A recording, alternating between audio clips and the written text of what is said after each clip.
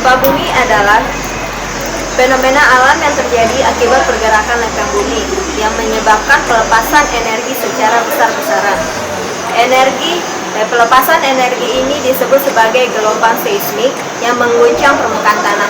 Indonesia adalah negara yang sering mengalami gempa bumi karena berada di pertemuan tiga lempeng besar. Kita sebagai negara Indonesia yang sering mengalami gempa bumi, kita perlu memahami apa sih itu gempa bumi.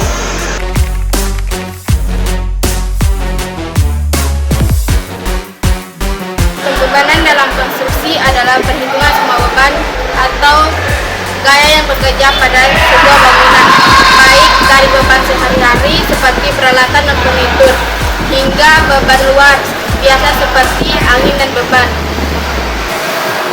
Menghitung pembebanan dengan tepat penting untuk memastikan bangunan aman dan menahan semua tekanan yang terjadi, terutama saat gempa.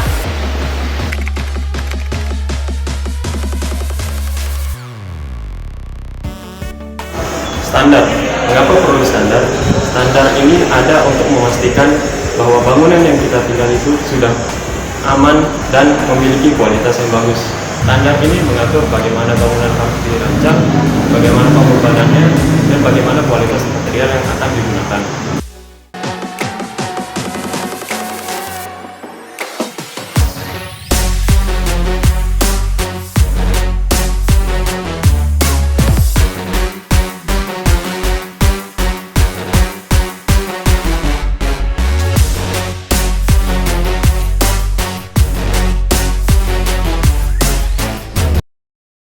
Assalamualaikum warahmatullahi wabarakatuh. Perkenalkan, kami dari kelompok SS1 akan membawakan materi kajian SNI 1726/2019 dan peraturan pembebanan yang digunakan dalam analisa beban gempa. Saya sebagai pembicara pertama yaitu Ahmad Zaki Galip Akbar, NIM 2022 D1B180B. SNI 1726/2019 membahas mengenai persyaratan standar bangunan gedung. Standar ini mencakup persyaratan minimum mengenai 1. Beban yang harus ditanggung oleh bangunan gedung dan struktur lainnya. 2. Tingkat bahaya yang diperkirakan. 3. Kriteria terkait keamanan dan ketahanan. 4. Sasaran kerja yang diharapkan. 5. Pemenuhan peraturan bangunan untuk komponen non-struktural. Adapun batasan atau pengecualian penerapan standar tahan gempa pada SNI ini, syarat perencanaan struktur tahan gempa dalam standar ini tidak berlaku untuk jenis bangunan berikut. 1. Struktur dengan sistem yang tidak umum atau yang masih membutuhkan pembuktian kelayakan. 2. Struktur khusus seperti jembatan kendaraan, jalan raya dan kereta api, reaktor energi, bangunan keairan dan bendungan, menara transmisi listrik, anjungan pelabuhan dan lepas pantai, struktur penahan gelombang. Kombinasi pembebanan metode ultimate. Kombinasi pembebanan standar 1. 1,4D 2. 1,2D tambah 1,6 L ditambah 0,5 LR atau R. 3. 1,2D ditambah 1,6 R ditambah L atau 0,5 W. 4. 1,2D ditambah 1W ditambah L ditambah 0,5 R. 5. 0,9D ditambah 1W. Kombinasi pembebanan dengan pengaruh beban seismik. Apabila pengaruh beban seismik yang dimaksud E sama dengan F, EV, EH pada pasal 7.4.2 atau 8.3.1 dikombinasikan dengan pengaruh beban lainnya, maka kombinasi beban seismik yang harus digunakan adalah 6. 1,2 D ditambah EV, EV ditambah EH ditambah R. 7. 0,9 D dikurang EV ditambah EH. Apabila pengaruh beban seismik dengan kuat lebih yang ditinjau EM sama dengan F, EV, EMH pada pasal 7.4.3 atau 8.3.2 dikombinasikan dengan pengaruh beban lainnya, maka kombinasi beban seismik untuk struktur yang harus digunakan adalah 6. 1,2D ditambah EV ditambah EMH ditambah L. 7. 0,9D dikurang EV ditambah EMH. Jadi di sini ada variabel yang kita familiar, yaitu pembebanan mati atau huruf D, Kemudian ada beban hidup, itu huruf L, di mana ada LR atau R itu beban hujan, kemudian W itu beban angin. Untuk perhitungan beban seismik itu ada variabel E dan EM, di mana E itu adalah pengaruh beban gempa dan EM adalah pengaruh beban gempa dengan faktor kuat lebih. Adapun perbandingan utama dari kedua persamaan tersebut, E itu digunakan untuk desain elemen struktur secara umum dengan gaya seismik yang dihitung dari spektrum respon dasar. Untuk EN sendiri dirancang untuk kondisi desain kritis dengan faktor pengaman tambahan menggunakan omega 0 untuk memperbesar gaya gempa sehingga struktur lebih tahan terhadap keruntuhan. Selanjutnya ada kombinasi pembebanan metode tegangan izin. Kombinasi pembebanan standar 1 D, 2 D plus L, 3 D plus LR atau R, 4 D plus 0,75 L tambah 0,75 LR atau R, 5 D tambah 0,6 W, 6 D tambah 0,75 kali 0,6 W ditambah 0,75 L ditambah 0,75 LR atau R. Kemudian kombinasi pembebanan dengan pengaruh beban seismik. Apabila suatu struktur menerima pengaruh beban seismik, maka kombinasi beban berikut harus diperhitungkan bersama dengan kombinasi beban dasar di atas. Seperti pada slide sebelumnya, maka 8 1D tambah 0,75 EF tambah 0,75 EH, 9 1D tambah 0,525 EV tambah 0,525 EH tambah 0,75 L, 10 0,6D dikurang 0,7 EV tambah 0,7 EH.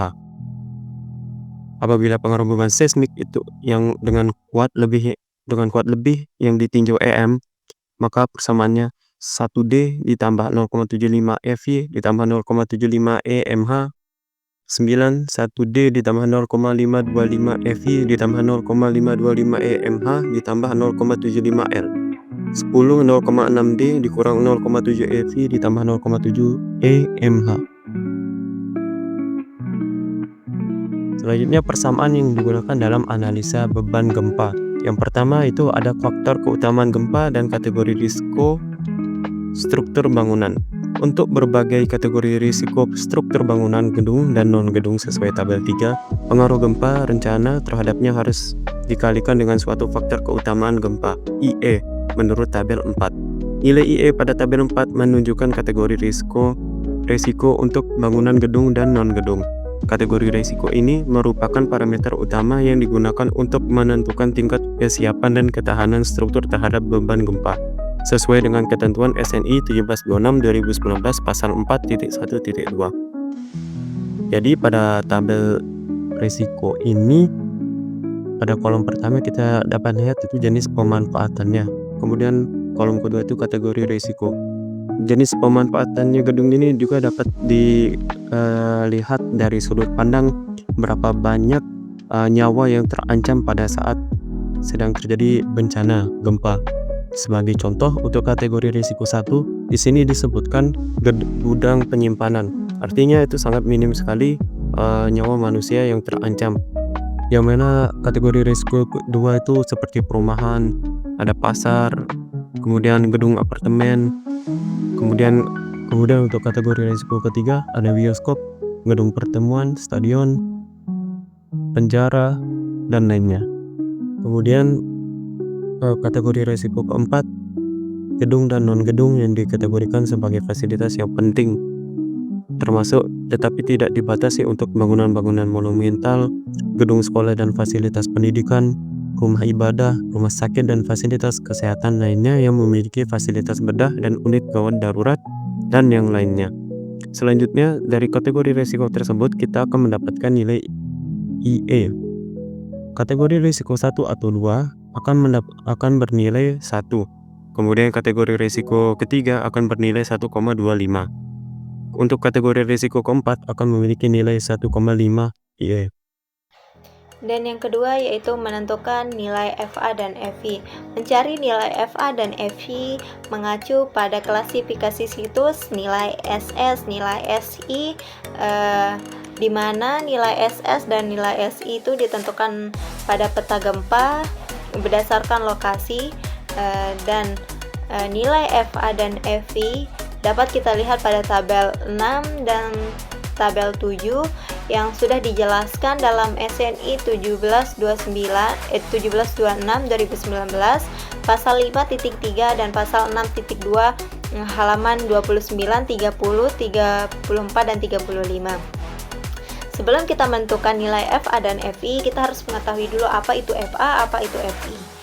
FA adalah faktor amplifikasi getaran terkait percepatan getaran dalam periode pendek, dan FI adalah faktor amplifikasi getaran percepatan yang mengacu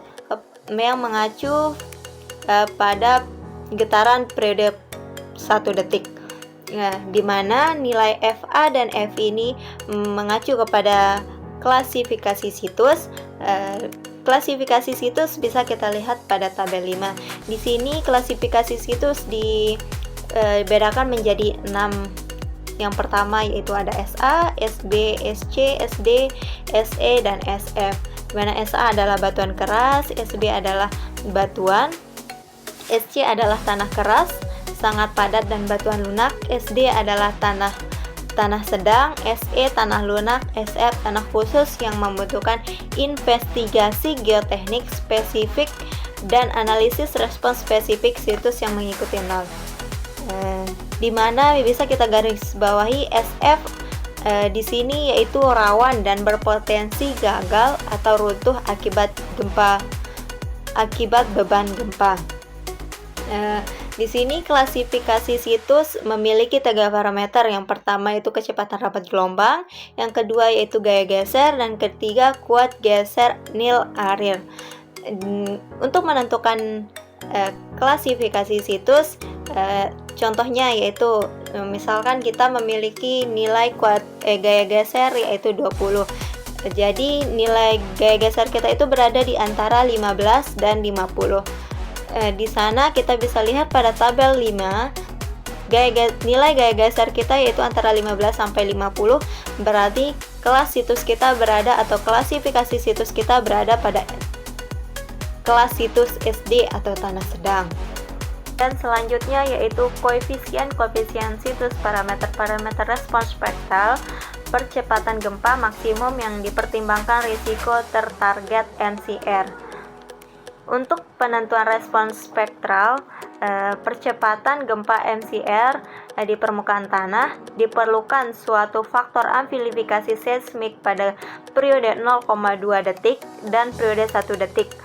Faktor amplifikasi meliputi faktor amplifikasi getaran terkait percepatan pada getaran periode pendek dan faktor amplifikasi terkait getaran pada percepatan 1 detik. Parameter respons spektral, percepatan pada periode pendek atau SMS dan periode 1 detik SM1 yang disesuaikan dengan pengaruh kelas situs harus ditentukan dengan persamaan sebagai berikut ini.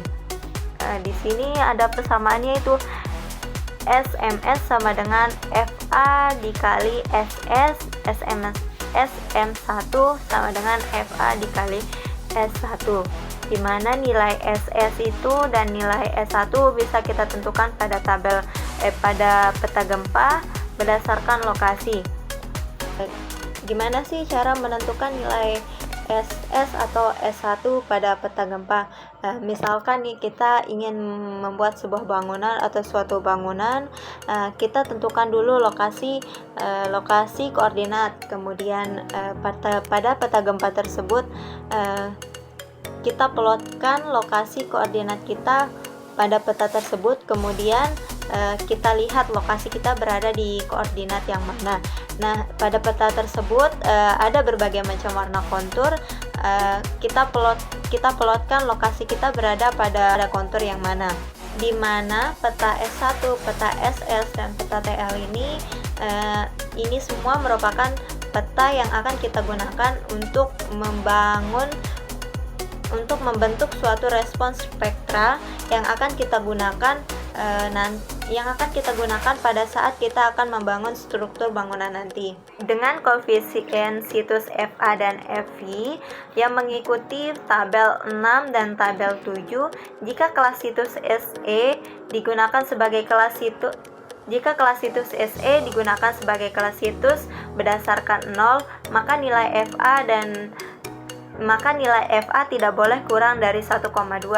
Jika digunakan prosedur desain sesuai dengan pasal 0, maka nilai Fa harus ditentukan sesuai 0 dan nilai Fv, SMS, dan SM1 tidak perlu ditentukan.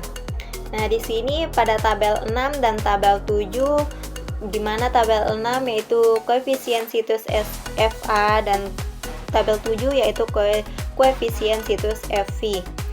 Gimana sih cara menentukan nilai Fa dan Fv? Kan kita sudah menentukan klasifikasi situs kita, yaitu pada tanah sedang, batuan atau batuan lunak atau sejenisnya.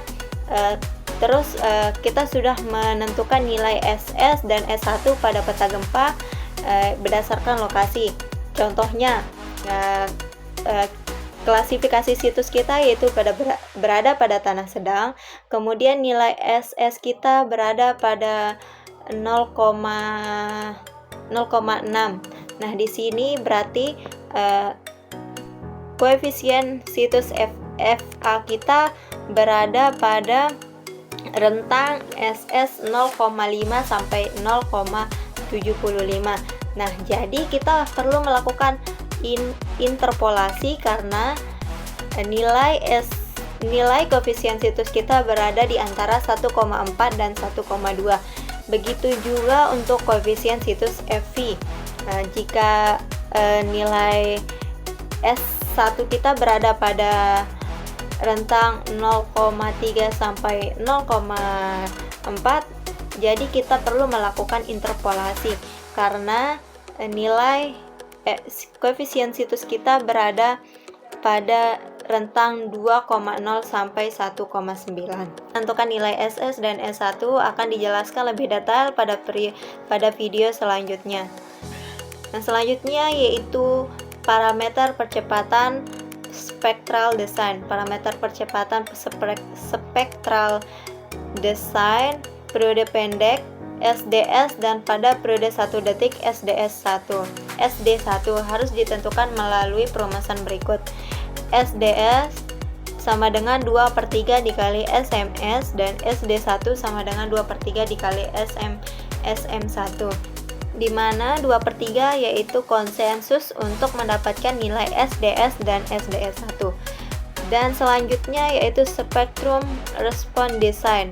Bila spektrum response design diperlukan oleh tata cara ini dan prosedur gerak tanah dari spesifikasi situs tidak digunakan, maka kurva spektrum response design harus dikembangkan dengan mengacu pada gambar 3 yang mengikuti ketentuan di bawah ini.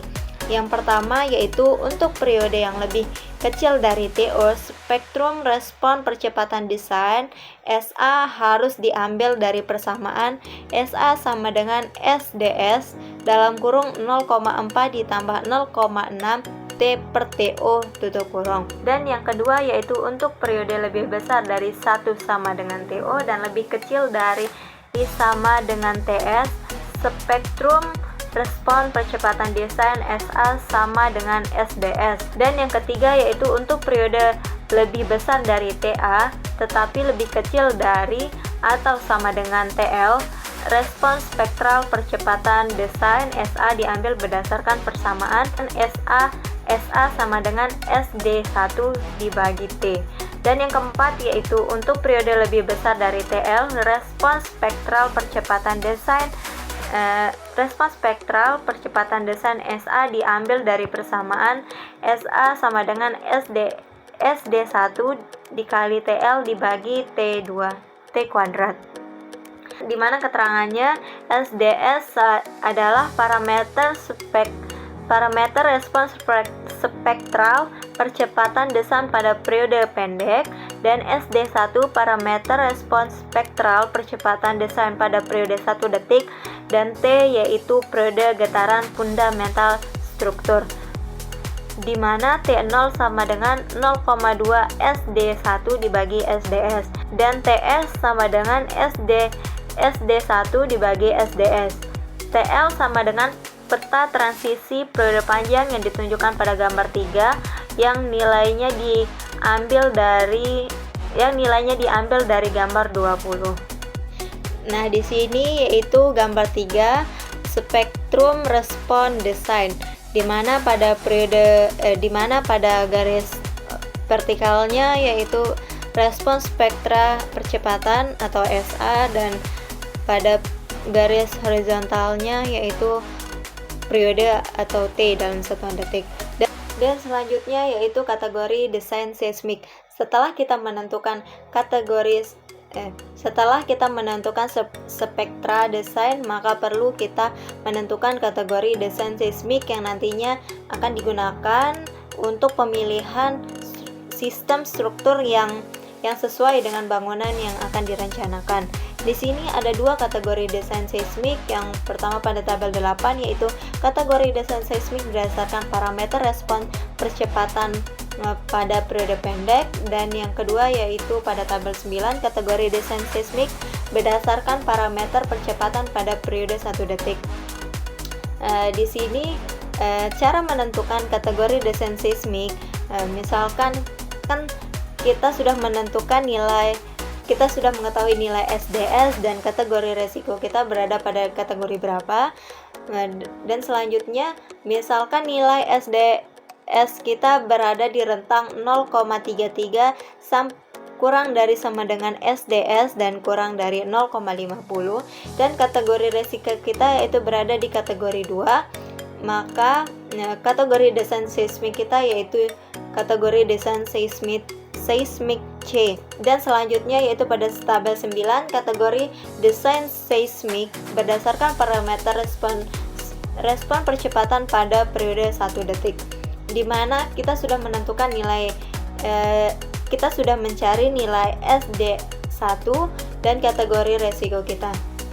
Misalkan kategori resiko kita berada di kategori resiko yang kedua, dan nilai SD1 kita berada di antara 0,20 kurang dari SD1. Berarti kategori desain seismik kita berada di kategori desain seismik D. Nah, di sini kan ada dua kategori desain seismik, yaitu pada tabel 8 dan tabel 9. Di sini ada dua desain seismik, maka kita harus memilih desain seismik yang paling berat, yaitu kategori desain seismik D pada tabel 9.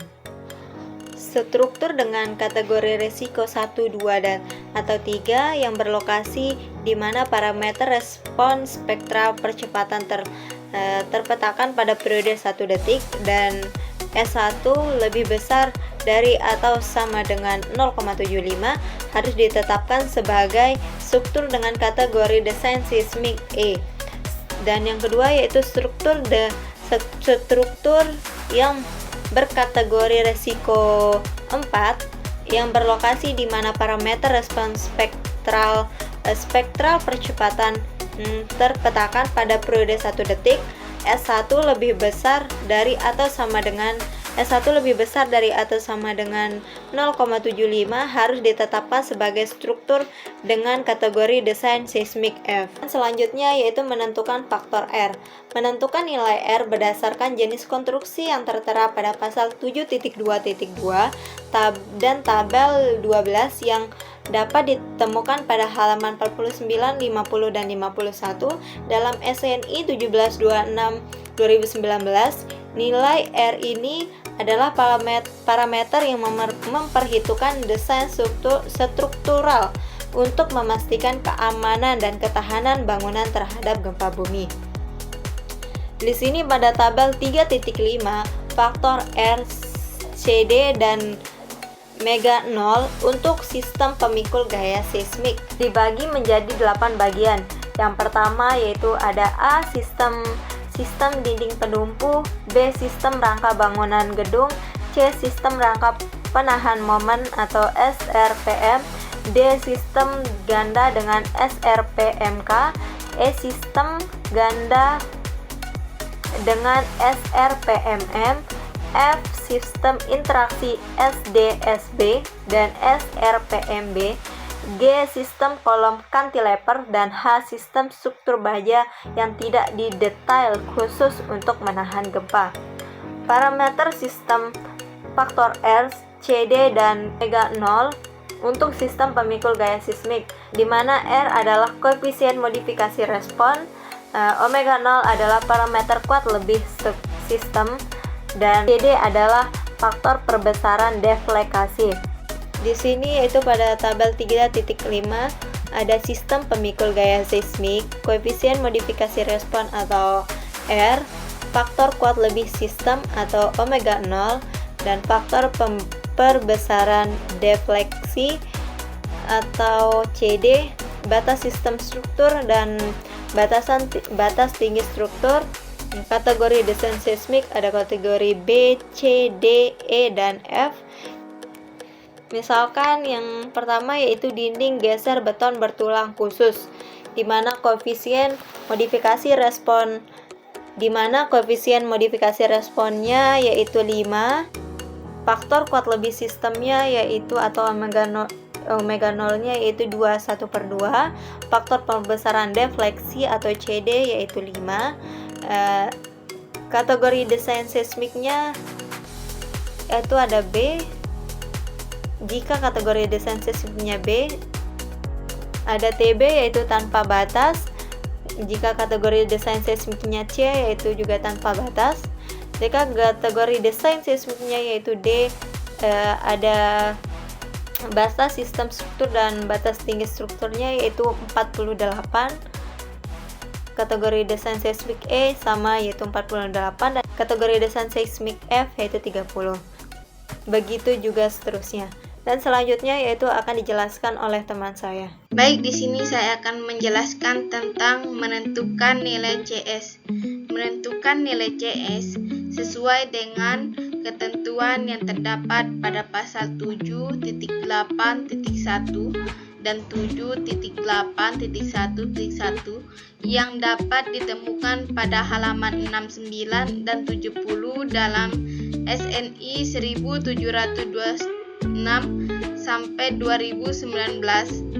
Nilai CS adalah faktor penting dalam perencanaan struktural yang memodifikasi respon dinamik bangunan terhadap gempa bumi, sehingga memastikan keamanan dan ketahanan bangunan. Prosedur gaya lateral ekivalen.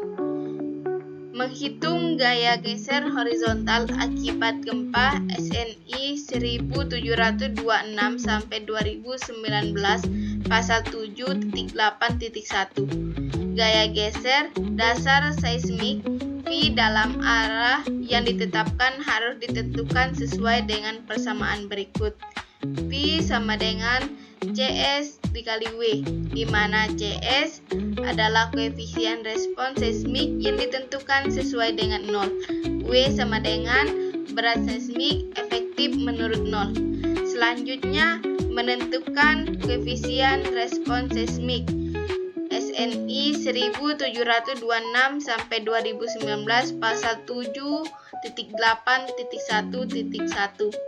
Koefisien respon seismik CS harus ditentukan sesuai dengan persamaan 31, di mana CS sama dengan SDS per L per IE, di mana SDS adalah parameter percepatan respon spektral desain dalam rentan periode pendek seperti ditentukan dalam 0 atau 0. R sama dengan koefisien modifikasi respon dalam tabel 12. IE sama dengan faktor keutamaan gempa yang ditentukan sesuai dengan 0.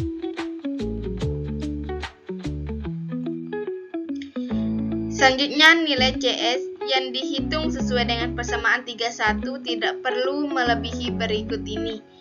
Untuk T kurang dari TL, CS sama dengan SDS per T R per IE. Untuk T lebih dari TL, CS sama dengan SDSTL per T pangkat 2 R per IE. CS harus tidak kurang dari CS sama dengan 0,044 SD IE lebih dari 0,01. Sebagai tambahan, untuk struktur yang berlokasi di daerah di mana S1 sama dengan atau lebih besar dari 0,6 G, maka CS harus tidak kurang dari CS sama dengan 0,5 S1 per L per IE. Keterangannya di mana IE dan L sebagian didefinisikan dalam 0. SD1 sama dengan parameter percepatan respons spektral Sn pada periode besar 1,0 detik seperti yang ditentukan dalam 0. T sama dengan periode fundamental struktur detik yang ditentukan 0. S1 sama dengan parameter percepatan respons spektral yang dipetakan yang ditentukan sesuai 0. Selanjutnya menentukan nilai T. Menentukan nilai T sesuai dengan ketentuan yang terdapat pada pasal 7.8.2.1 dan selanjutnya penggunaan nilai CT dan X yang dapat ditemukan pada tabel 18 halaman 72 dalam SNI 1726 sampai 2019. Nilai-nilai ini adalah parameter kunci dalam analisis gempa untuk mengidentifikasi periode fundamental, getaran, bangunan, dan karakteristik seismik wilayah yang berpengaruh pada respons struktural. Periode fundamental. Pendekatan periode fundamental, pendekatan TA dalam detik harus ditentukan dari persamaan berikut. TA sama dengan CT HXN. Keterangannya, HN adalah ketinggian struktural di atas dasar sampai tingkat tertinggi struktural dan koefisien CT dan X ditentukan dari tabel 18. Di mana tabel 18 nilai parameter periode pendekatan CT dan X. Tipe struktur sistem rangka pemikul momen di mana rangka memikul 100% gaya seismik yang disyaratkan dan tidak dilingkupi atau dihubungkan dengan komponen yang lebih kaku dan akan mencegah rangka dari defleksi jika dikenai gaya seismik. Rangka baja pemikul momen CT-nya itu 0,0724, S-nya 0,8. Rangka beton pemikul momen 0,0466, X-nya 0,9. Rangka baja dengan bracing eksentris, CT-nya itu 0,0731, X-nya 0,75. Rangka baja dengan bracing terkekang terhadap tekuk, CT-nya 0,0731, X 0,75. Semua sistem struktur lainnya 0,0488, X-nya 0,75.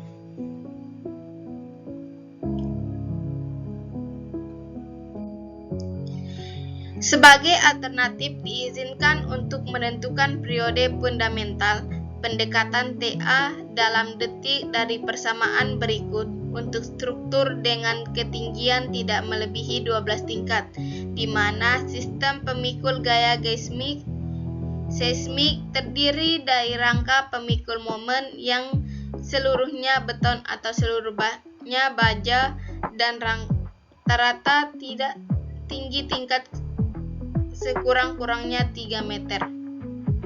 TA sama dengan 0,1 N, di mana N adalah jumlah tingkat.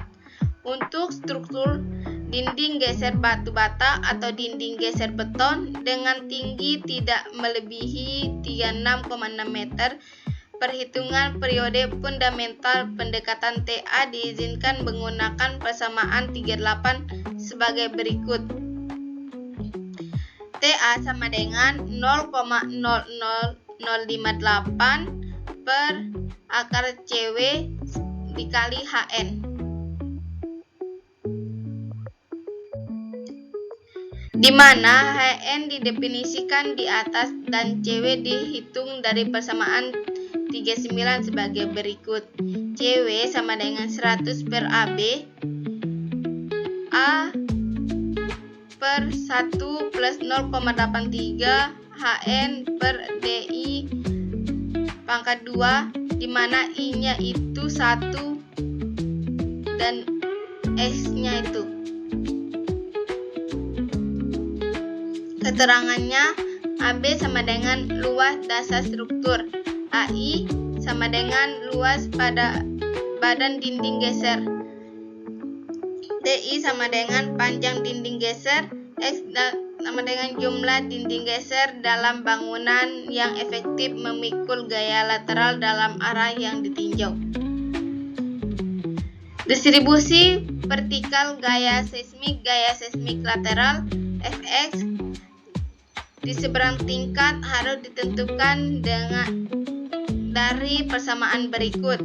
Fx sama dengan C Vx dikali P, dan C Px sama dengan Wx Hkx per Wi Hik I sama dengan 1. Keterangannya, C Px sama dengan faktor distribusi vertikal, Wi dan Wx sama dengan gaya bagian berat seismik efektif total struktur W yang ditetapkan atau dikenakan pada tingkat I atau X. Hi dan Hx yaitu tinggi dari dasar sampai tingkat I atau X. K sama dengan eksponen yang terkait dengan periode struktur dengan nilai sebagai berikut. Untuk struktur dengan T kurang dari 0,5 detik, K sama dengan 1. Untuk struktur dengan T lebih dari 2,5 detik, K sama dengan 2. Untuk struktur dengan 0,5 kurang dari T kurang dari 0,5 detik, K sama dengan 2 atau ditentukan dengan interpolasi linier antara 1 dan 2. Selanjutnya, distribusi horizontal gaya seismik. Geser tingkat desain seismik di semua tingkat. Vx harus ditentukan dari persamaan berikut. Vx sama dengan Vi, di mana Vi-nya sama dengan X. Keterangannya, Fi sama dengan bagian dari geser dasar yaitu V pada tingkat Ki. Geser tingkat desain seismik Vx harus didistribusikan pada bagian elemen vertikal. Sistem pemikul gaya seismik di tingkat yang ditinjau berdasar pada kekakuan lateral, elemen pemikul vertikal, dan diafragma.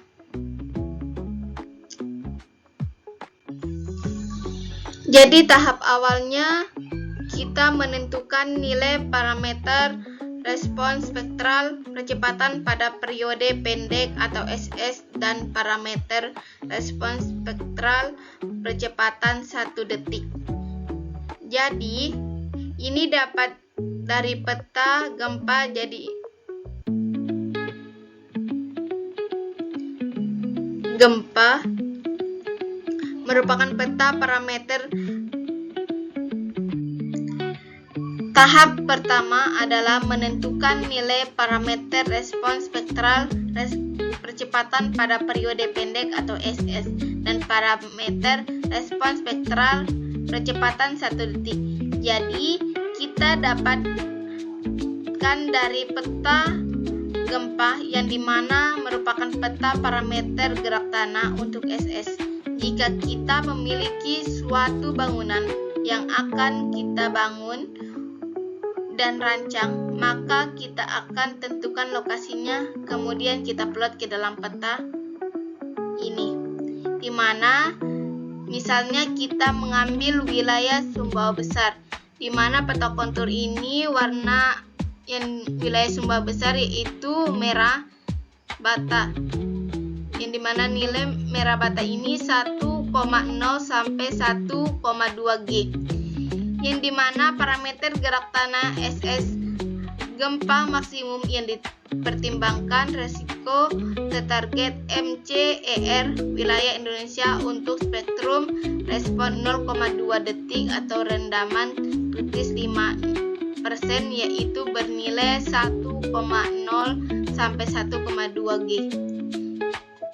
Selanjutnya kita menentukan nilai S1, di mana S1 di wilayah Sumbawa Besar yaitu peta konturnya berwarna kuning. Jadi nilai untuk wilayah Sumbawa yaitu 0,4 sampai 0,5 G.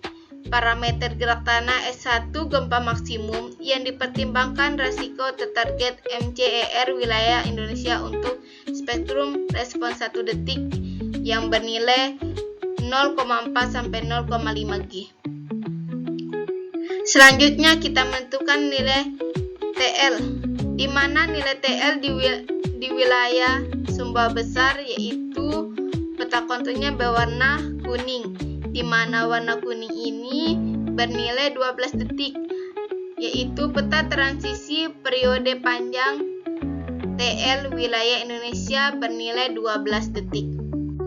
Selanjutnya kita menentukan nilai CR1 atau koefisien risiko terpetakan periode respon spektral 1 detik, di mana di wilayah ini di Sumbawa Besar warna peta konturnya itu kuning, yaitu bernilai 0,95 sampai 1. Jadi nilai CR1 koefisien risiko terpetakan periode respon spektral 1 detik yaitu bernilai 0,95 sampai 1. Selanjutnya kita menentukan nilai CRS koefisien risiko terpetakan, di mana di wilayah Sumbawa Besar yaitu peta konturnya warna kuning, yang bernilai di warna kuning ini 1 sampai 1,06. Jadi CRS koefisien risiko terpetakan periode spektrum respon 0,2 detik yaitu bernilai 1 sampai 1,6. Untuk lebih memudahkan dalam menentukan variabel-variabel yang digunakan pada analisa beban gempa, kita dapat menggunakan website RSA Cipta Karya.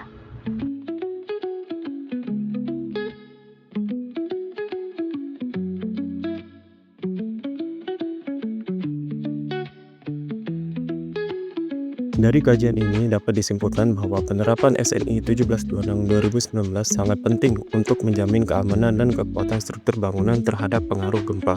Langkah-langkah utama dalam analisis beban gempa meliputi 1. Faktor keutamaan gempa atau IE disesuaikan dengan kategori risiko struktur untuk memastikan tingkat perlindungan yang memadai.